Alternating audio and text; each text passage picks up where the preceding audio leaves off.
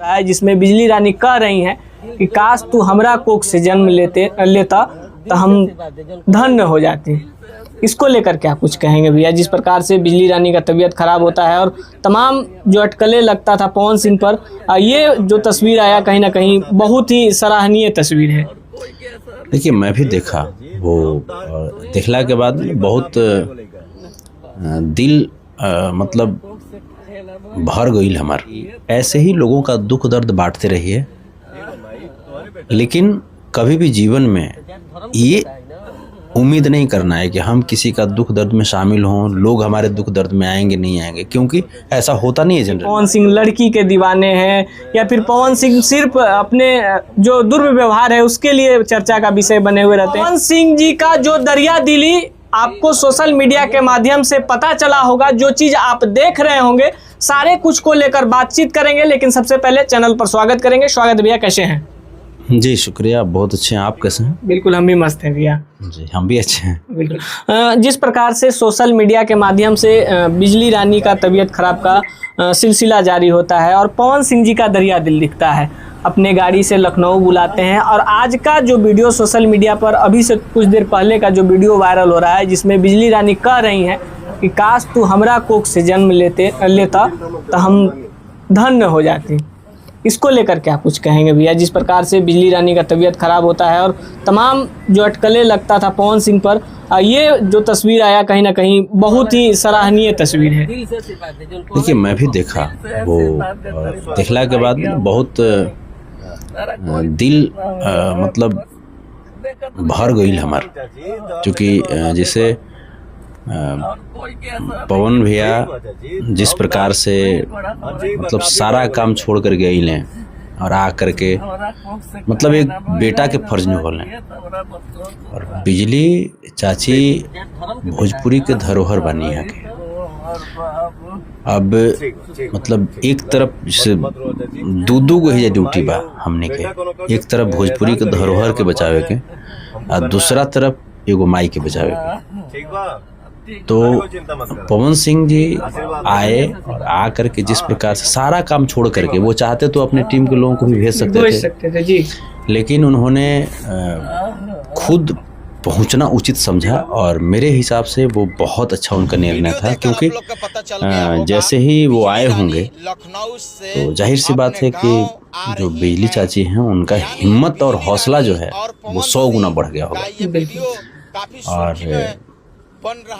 पवन भैया के इस विचार के लिए हम उनको बहुत बहुत धन्यवाद ज्ञापन करना चाहेंगे। कहीं ना कहीं भैया एक सुपरस्टार, एक पावर स्टार का टाइम बहुत ही अहमियत होता है।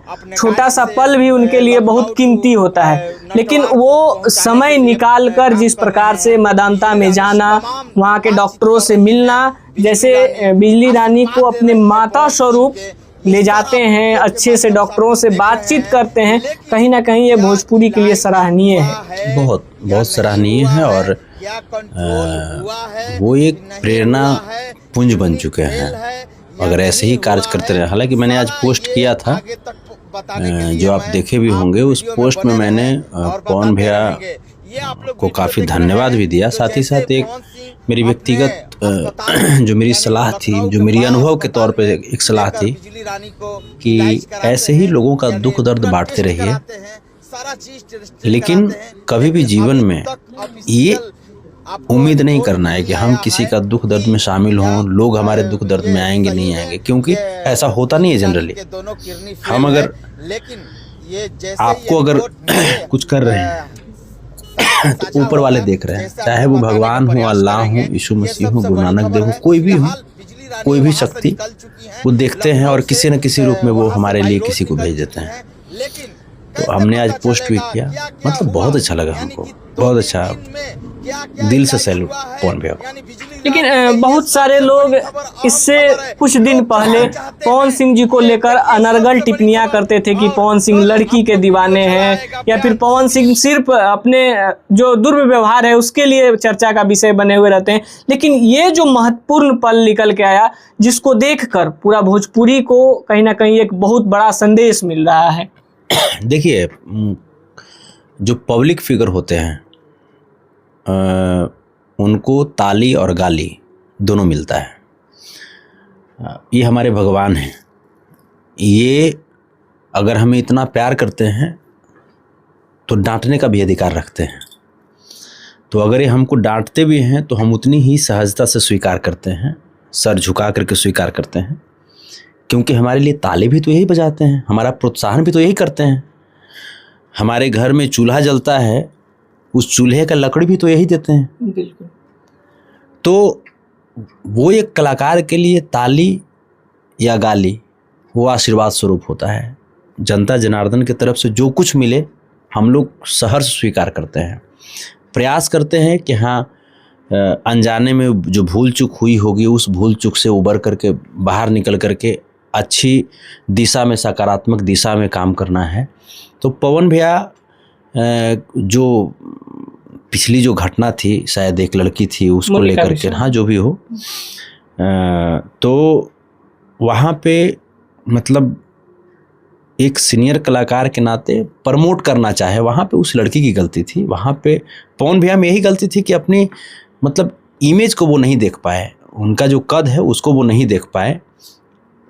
प्रमोट उसी को करना है जो प्रमोट करने लायक हो। अब जिसको कलाकार की इम्पोर्टेंस ही नहीं मालूम है, जिसको इंसान की इम्पोर्टेंस ही नहीं मालूम है, उसको प्रमोट करके भी क्या करेंगे। बिल्कुल। जैसे खेसारी भैया आज सोम्या पोखरेल को प्रमोट किए। आज सोम्या पोखरेल कहीं ना कहीं इंडस्ट्री में दिखाई देते रहती है। खेसारी भैया एक छोटी सी बच्ची है, काजल छोटी बच्ची है ना, उसको प्रमोट किए। आज वो कहीं ना कहीं मेहनत कर रही है। तो वैसे ही सीनियर जब प्रमोट करें तो जो छोटे छोटे भाई बहन जो भी लोग हैं उन लोगों को चाहिए कि सीनियर का वो जो प्रमोट करने का जो एक इच्छा शक्ति है उसका सम्मान करें। और प्रमोट करने का बहुत सारा तरीका होता है। आज अगर पवन सिंह ये बात नहीं बोले हुए होते, जैसे जो भी चीज़ें हैं कि तो मिश्रा ना रहतू तो सिंह रहतू, तो आज कोई लोग जानता उस लड़की को। सर भैया एक दुर्भाग्य का बात आपको बता रहे हैं कि उस लड़की ने भोजपुरी के किसी भी स्टार को, यहाँ तक कि पवन सिंह जी को भी अपने आईडी से फॉलो नहीं की थी और ना ही की है। हम तो उसको जानते नहीं, हम उसको नहीं जानते। हम तो कहाँ की है, क्या करती है, क्या नहीं करती, हम नहीं जानते। ड्यू टू पवन सिंह जी हम उसको उस दिन देखे, ठीक है, हम उसको से नहीं जानते। लेकिन यही चीज़ें हैं। आप जैसे बहुत सारे लोग बोल रहे थे कि उम्र की बात बोल रहे थे, बहुत सारे लोग कि उम्र का ख्याल करना चाहिए। आपको याद होगा महेश भट्ट और रिया चक्रवर्ती का कुछ केमिस्ट्री आपको सुनने को मिला होगा बॉलीवुड में, मिला होगा ना। तो ये चीज़ें मतलब प्रोफेशनल सेक्टर में मतलब उम्र जो है वो दूसरी जगह होती है। प्रोफेशनल सेक्टर में वो चीज़ें आपको कला के माध्यम से आपको अपने आप को प्रस्तुत करना होता है। तो पवन भैया में उस समय यही गलती थी कि वो सही तरीके से पहचान नहीं पाए कि किसको प्रमोट कर रहे हैं, है ना। जिसका कोई खुद का वैल्यू नहीं है उसको वो प्रमोट करने चल दिए, इसीलिए उनकी किरकिरी हुई। वरना पवन सिंह जी हो जाएं या खेसारी लाल यादव जी हो जाएं, ये हमारे भोजपुरी इंडस्ट्री के धरोहर हैं। आज खेसारी लाल यादव जी भी जिस प्रकार से पूरी दुनिया में बज रहे हैं, भोजपुरी को बजा रहे हैं, या पवन भैया हों, मतलब ये हमारे लिए तो बहुत गौरव की बात है। मेरे लिए पर्सनली बहुत गौरव की बात है। हाँ, जहाँ पे उनसे गलतियाँ होती है, चूँकि मेरे बड़े भाई हैं, जहाँ पे गलतियाँ होती है वहाँ पे नाराज़गी जताते हैं। लेकिन अगर कोई बिना वजह अगर मेरे बड़े भाई को कोई तंग करे तो हम बड़े भाई का पक्ष भी लेते हैं। बिल्कुल जी। लेकिन जिस प्रकार से भोजपुरी इंडस्ट्री को लेकर बोला जाता है कि यहाँ एकजुटता नहीं दिखता है, बिजली रानी के लिए सिर्फ पवन सिंह ही क्यों खड़े हैं, सारे कलाकार को खड़ा होना चाहिए, सारे कलाकार मिलकर थोड़ा थोड़ा डिस्ट्रीब्यूट करेंगे तो बिजली रानी का अच्छे से हार्ट ट्रांसप्लांट हो सकता है, किडनी ट्रांसप्लांट हो सकता है। तो उनके लिए अगर सबको ही एक साथ मिल जाएंगे तो किडनी ट्रांसप्लांट हो सकता है, आराम से हो सकता है। सिर्फ एक पवन सिंह ही क्यों उठाएं जिम्मा। देखिए, एक बात मैं यहाँ पे आपको मैं कहना चाहूँगा कि जैसे हमारी भोजपुरी इंडस्ट्री बहुत अच्छी इंडस्ट्री है। भोजपुरी इंडस्ट्री ने पहले भी प्रूव किया है। आपको पता होगा कि आज के 6-7 साल पहले भोजपुरी इंडस्ट्री के ही एक कलाकार तबीयत ख़राब हुई थी उनकी, दिल्ली में वो एडमिट थे और सभी लोगों ने कंट्रीब्यूट कर गए, सभी लोगों ने मिल करके उस कलाकार को बचाया, जान बचाया। लाखों लाख रुपए चंदा किए लोगों ने और जान बचा लिया अंततः। लेकिन जिस कलाकार को इंडस्ट्री के द्वारा इतना प्यार मिला, हम ये उम्मीद कर रहे थे कि बिजली रानी चाची के लिए सबसे पहले वो कलाकार आगे आएंगे। लेकिन मतलब लोग जब समय निकल जाता है तो लोग भूल जाता है। तो ये हमारी इंडस्ट्री की गलती नहीं है, ये हमारी इंडस्ट्री की गलती नहीं है, पार्टिकुलर पर्सन की गलती है। आप जब हम तकलीफ में हैं तो हमको सब लोग मदद करें, बिल्कुल, और और हम जब ठीक हो जाए उसके बाद लोगों के बारे में ख्याल करना छोड़ दें, ये तो गलत बात है ना। ये नहीं होना चाहिए, चाहे कोई भी, इवन कोई भी हो। तो पवन भैया उस कलाकार को भी, जो भगवान करे अभी बहुत स्वस्थ रहें, सुखी रहें, बहुत आगे बढ़ें वो जीवन में, लेकिन उस कलाकार को भी पवन भैया आज के 5-6 साल पहले 2 लाख रुपए की मदद किए थे, और मैं उसका गवाह हूँ। तमाम कलाकार, चाहे प्रमोद जी हों, मतलब गोलू गोल्ड जी हों, इवन कोई ऐसे कलाकार नहीं थे, शायद ही कोई ऐसे कलाकार होंगे जो मतलब नहीं किए होंगे। दुआ से ही सही, 5 रुपया से ही सही, लेकिन कंट्रीब्यूट सबका था। तो हमारी भोजपुरी इंडस्ट्री बहुत अच्छी इंडस्ट्री है, बशर्ते कि कुछ लोग हैं, कोई बात नहीं, बस भगवान उनको भी सुखी रखे।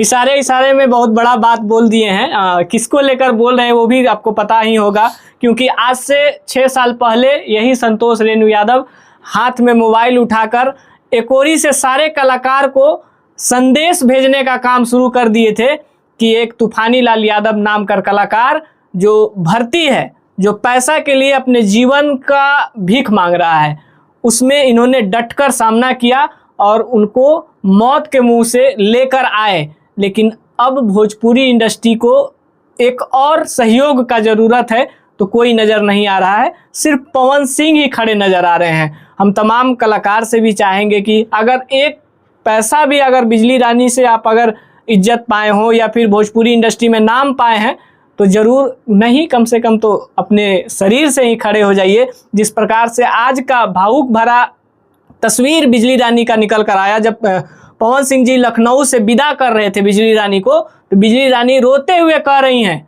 कि हमारे साथ कोई खड़ा नहीं है बेटा। पवन सिंह जी कहते हैं कि हम बानी हमर माई बड़ू, और इन सब बातों कह के कहीं ना कहीं बिजली रानी पूरा आहत हो जाती हैं, रोने लगती हैं। भैया चलते चलते कुछ कहना चाहेंगे? बस हम एक बार पुनः पवन भैया को धन्यवाद कहेंगे, और बिजली चाची से एक ही बात कहेंगे कि चाची, आपने करोड़ों पुत्र पैदा किया है। आपको शायद पता नहीं, हम लोग मतलब वहाँ पे नहीं आए हैं मिलने के लिए अब तक। इसका मतलब ये नहीं है कि मतलब हमारा ध्यान आपके ऊपर नहीं है। शरीर का खून भी बेच करके आपको बचाएंगे, इतना जान जाइए। थोड़ी सी तकलीफ़ कुछ लोगों के वजह से है। आप तो माँ हैं, और मतलब एक माँ के लिए बेटा किसी भी हद तक गुजर सकता है। तो हम लोग हैं, और हमारी इंडस्ट्री भी है, हमारे सभी कलाकार कंट्रीब्यूट करेंगे, मुझे विश्वास है।